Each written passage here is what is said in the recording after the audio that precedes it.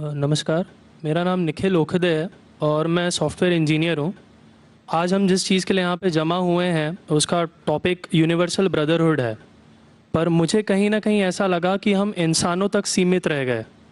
मेरा ऐसा कहना है कि हम इंसानों में कुछ इंसान ऐसे भी हैं जिनकी कुछ फीलिंग्स या जिनको जानवरों के बारे में भी थोड़ी फीलिंग्स हैं, और अगर आप उन्हें हर्ट करते हैं तो ये उस इंसान के रिलीजन के प्रति जाना है।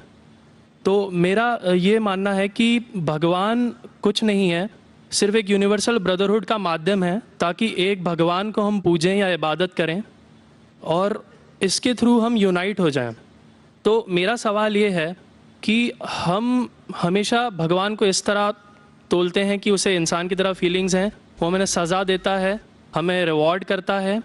पर हमारे अलावा इस यूनिवर्स में, मैं उस वर्ड पे स्ट्रेस करूँगा, यूनिवर्स में जानवर भी हैं जिनका काम इस भगवान के बिना चल रहा है, जिनमें कोई फीलिंग्स नहीं है, ना वो कुरान पढ़ते हैं ना बाइबल पढ़ते हैं।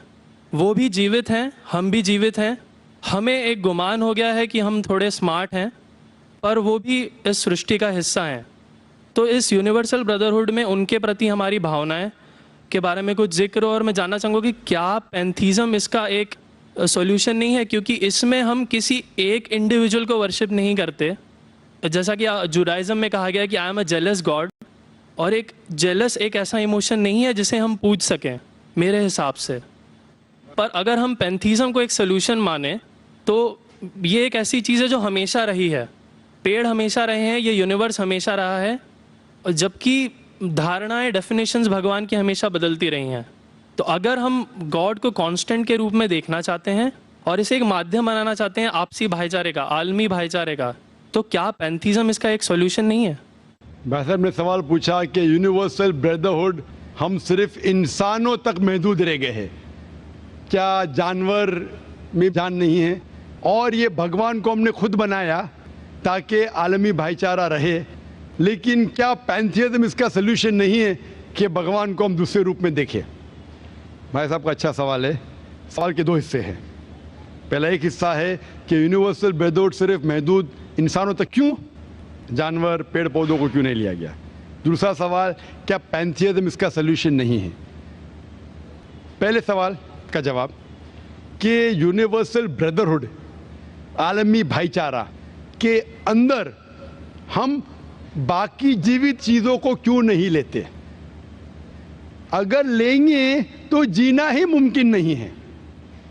अगर हम लेंगे बाकी जीवित चीज़ों को, हम आलमी भाईचारे में लेंगे, तो आपको यहाँ खड़े रहना भी मुमकिन नहीं है 5 मिनट तक के। क्यों? मैं बोलूँगा, क्योंकि मैं डॉक्टर हूँ। भाईचारा का एक उसूल है कि दूसरे भाई का कत्ल मत करो। उसूल है क्या नहीं? ठीक है। आप सांस ले रहे, अभी सांस ले रहे ना, आप जब सांस लेते लाखों जर्म्स का कत्ल कर रहे हैं आप कैसे भाई? ये लाखों लोग का कत्ल कर रहे जीने के लिए, ये कैसा भाईचारा है? तो इसीलिए भाईचारे का डेफिनेशन जरा हम बराबर तौर से समझ ले, फिर हम डिस्कस करें। क्योंकि अगर आप कहेंगे हर जीवित चीज मेरे भाई है, तो आप भाईचारे के खिलाफ। कोई भाईचारा में ये नहीं है कि दूसरों का कत्ल करो अपने आप को जिंदा रखने के लिए। कभी भी इस्लाम में ये नहीं कहा गया है कि दूसरों को दबाओ अपने आप को ऊंचा करने के लिए। और मैं अल्लाह के रसूल की एक मिसाल दूंगा आपको। अल्लाह के रसूल फरमाते हैं, आप जब देखते हैं एक खजूर का दरख्त, पाम ट्री, वो एक मोमिन की मिसाल है, मुस्लिम की मिसाल है, तो साहबा सोचते इसका क्या मतलब? क्यों एक खजूर का दरख्त, पाम ट्री को मुस्लिम कह रहे? समझ में नहीं उनको। आज हम जानते हैं, उस टाइम अल्लाह के रसूल ने कहा, कोई भी पेड़ पौधे जब भी बढ़ते ऊपर, वो क्या करते हैं? आजू बाजू पेड़ को हटाते हैं, फिर ही बढ़ते हैं। नीचे जाते हैं, अपने पौधों को, रूट्स को एक्सपैंड करते हैं। इसीलिए आप देखेंगे म्युनिसिपैलिटी क्रैक्स को तोड़ती है, मजबूत करे। क्यों? वो पेड़ बढ़ता है तो क्रैक हो जाता है, फिर से टाइल लगाते हैं। जितना पौधा बढ़ता है, जितना पेड़ बढ़ता है, उतना आजू बाजू नुकसान करता है। एक वाहिद दरख्त है पाम ट्री, जो जितना ऊंचा जाता है दूसरे को नुकसान नहीं पहुंचे, सीधा जाता है। बाकी लोग यहाँ जाते वहां जाते, इसके घर में घुसते उसके घर में घुसते, ऊपर जाते सीधा, किसी को तकलीफ नहीं देते, नीचे भी जाते सीधा, आजू बाजू घूमते नहीं। अगर आप अपने आप को बड़ा बनने के लिए दूसरों को दबाएंगे, ये मुस्लिम नहीं। तो अगर मैं मानूं आपकी बात को कि हर जीवित इंसान को भाईचारा करूं, तो मुझे जीने का हक ही नहीं, किसी को जीने का हक नहीं है। लेकिन उसका मतलब ये नहीं कि हम दूसरे जीवित लोग को तकलीफ पहुंचाए जानबूझ के। इसीलिए इस्लाम में जब मोहम्मद सल्लल्लाहु अलैहि वसल्लम पैगाम दिए अरब देशों में, अरब मुमालिक में, तो लोग ने कहा ये कैसा इंसान है। जब अल्लाह के रसूल ने कहा कि ऊंट के ऊपर ज्यादा वजन मत डालो, हराम है, घोड़े को ज्यादा तकलीफ मत दो, तो लोग कहने लगे ये तो अभी इंसानों की हुकूक की बात कर रहा था, अभी जानवरों की हुकूक की बात कर रहा है। अल्लाह के रसूल फरमाते जब एक शख्स आग उगाता, मुझे आग को बुझाओ, क्यों? उधर चींटियां मर रहे हैं। उसका मतलब जानबूझ के कोई भी जीवित चीज को मारना हराम है, सिर्फ अनजाने में इजाजत है या जिसकी इजाजत खुदा ने आपको दी है, जिसकी इजाजत दी है खुदा ने। मिसाल के तौर पे मनुस्मृति में चैप्टर नंबर 5 श्लोका नंबर 31 में लिखा है कि खुदा ने कुछ जानवरों को बनाए खाने के लिए और किसको खुराक बनने के लिए, some to be eaten some to eat. अगर वो खाने वाला जानवर दूसरे जानवर को खाता है जिसको खुराक के लिए बनाया है, तो कोई गुनाह नहीं है। मनुस्मृति चैप्टर नंबर 5 श्लोक नंबर 30 में अगर आप उस जानवर का कत्ल करते जो खाने के लिए बनाया गया, तो आप गुनाह नहीं कर रहे। Manusmriti chapter number 5 shloka number 39 में सैक्रिफिशियल एनिमल, जो एनिमल कुर्बानी के लिए बनाए गए, उसकी कुर्बानी देना गुनाह नहीं है। मैं क्यों हिंदू धर्म से कह रहा हूँ, मुस्लिम से भी कह सकता हूँ, बहुत से हवाले। उसका मतलब हमें किसी को तकलीफ नहीं देना चाहिए।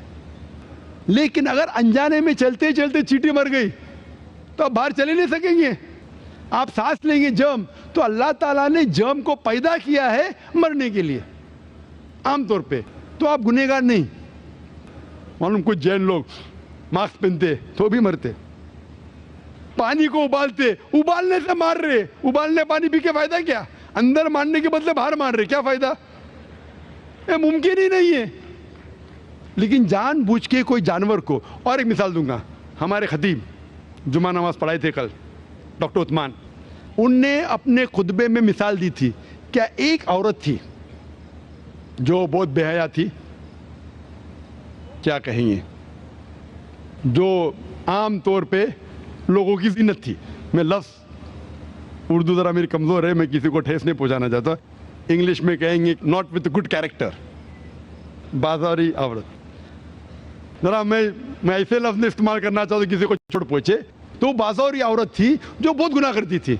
लेकिन एक वक्त एक कुत्ते को पानी पिलाया, तो अल्लाह के रसूल फरमाते सिर्फ वो एक अच्छे अमल के वजह से खुदा ने उसे जन्नत में डाला। बाजारी औरत गलत काम करती है, जिना करती है, एक अमल क्या की, एक कुत्ते को पानी दी, इंसान को नहीं कुत्ते को, और अल्लाह उसे जन्नत में डालता है। दूसरी तरफ एक अच्छी औरत, नेक औरत, लेकिन एक बिल्ली को बंद करती है, चेन करके रखती है, उसकी आज़ादी को कैद करती है, अल्लाह ताला उसको जहन्नम में डालता है, नरक में डालता है। इसे कहते जानवरों के हुकूक। मतलब जानवरों के भी हुकूक इस्लाम में हैं। अल्लाह के रसूल फरमाते कि चिड़िया की जान भी मत लो बिना वजह, चिड़िया स्पैरो, आप पढ़ेंगे कुरान में और हदीस में कई इसके पर लेक्चर। तो इसलिए हम मानते हैं कि जीवित चीज का हमें एहतराम करना चाहिए, उसके रूल रेगुलेशन है। बोलेंगे सब जीवित चीज मेरे भाई है, नहीं भाई, सब भाई नहीं है। अभी कुछ लोग इतना करते, कुत्ते के पीछे हर महीने लाख रुपया खर्चा करते। अरे गरीब लोग मर रहे, लाख रुपये से 10 घर हर महीने लाख रुपया अपने पूडल के ऊपर डालते हैं। लाख रुपये से कम 10 घर तो चलेंगे ना महीने, 20 घर चलेंगे बम्बई में, हाँ के नहीं? वो 20 घर को संभालो ना, एक पूडल को संभाल रहे। ये किधर का इस्लाम है?